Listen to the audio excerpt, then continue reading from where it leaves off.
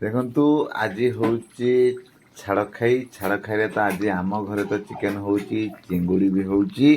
ଆଉ ଆପଣଙ୍କ ଘର ମାନେ କ'ଣ ହେଉଛି ଆମକୁ ନିଶ୍ଚୟ ଜଣାଇବେ, ଭିଡ଼ିଓ ମାଧ୍ୟମରେ ହେଉ ବା ମେସେଜ୍ ଦ୍ୱାରା ହେଉ, କେମିତି ବି ଜଣାଇବେ ଆଉ କେମିତି ହେଲା। କିନ୍ତୁ ଆମ ଘରେ ତ ଚିକେନ୍ ଦେଖନ୍ତୁ, ଆମେ ଆପଣଙ୍କୁ ଚିକେନ୍ ଦେଖାଉଛୁ ଆଉ ଚିଙ୍ଗୁଡ଼ି ବି ହେଇସାରିଛି ଆମର। ଜୟ ଜଗନ୍ନାଥ। ଗୁନଗୁନ ରବିବାର ମାର୍କେଟରେ କ୍ରାଉନ୍ ହୋଟେଲ୍ ପାଖକୁ ଯାଇ ଚିଙ୍ଗୁଡ଼ି ଆଣିସାରିଛନ୍ତି। ଆଜି ତାଙ୍କ ମନ ବହୁତ ଖୁସି ଅଛି। କିନ୍ତୁ ବର୍ତ୍ତମାନ ଚିଙ୍ଗୁଡ଼ି ଦେଖା ଗୁନଗୁନ କେମିତି ବାହାରେ ବୁଲୁଛନ୍ତି। ଚିଙ୍ଗୁଡ଼ି ସେ ଆଣିସାରିଲେଣି ଅଲରେଡ଼ି। ଆଉ ଚିଙ୍ଗୁଡ଼ି ଖାଇବେ ବୋଲି ସେ ପ୍ରସ୍ତୁତ ଚାଲିଛି। ବର୍ତ୍ତମାନ ଜିଅନ୍ତା ଚିଙ୍ଗୁଡ଼ି ପଡ଼ିଛି ବର୍ତ୍ତମାନ ତେଲରେ। ଦେଖନ୍ତୁ ଚିଙ୍ଗୁଡ଼ି ପ୍ରସ୍ତୁତି ଚାଲିଛି ବର୍ତ୍ତମାନ ଆମର। ତାଙ୍କ ମା ଆଜି ଚିଙ୍ଗୁଡ଼ି ତିଆରି କରୁଛନ୍ତି, ଗୁନଗୁନଙ୍କ ମା ଚିଙ୍ଗୁଡ଼ି ଗୁନଗୁନ ଖାଇବେ ବୋଲି।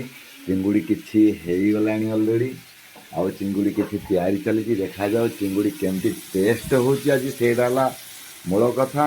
ଆମେ ତ ହୋଟେଲ ଆଉ ଢାବା ରେଷ୍ଟୁରାଣ୍ଟରେ ଚିଙ୍ଗୁଡ଼ି ଖାଇଛି, କିନ୍ତୁ ଘର ଯାହା କୁହ ଭାଇ, ଘର ଚିଙ୍ଗୁଡ଼ି ଖାଇବା ମଜା ଅଲଗା।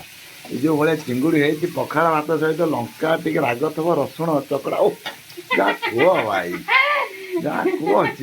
ଚିଙ୍ଗୁଡ଼ି ଭାଇ, ମଟନକୁ କାଟିଲା ଭଳିଆ ଚିଙ୍ଗୁଡ଼ି। ଦେଖାଯାଉ ଟେଷ୍ଟ କଲେ ଜଣାପଡ଼ିବ ଚିଙ୍ଗୁଡ଼ି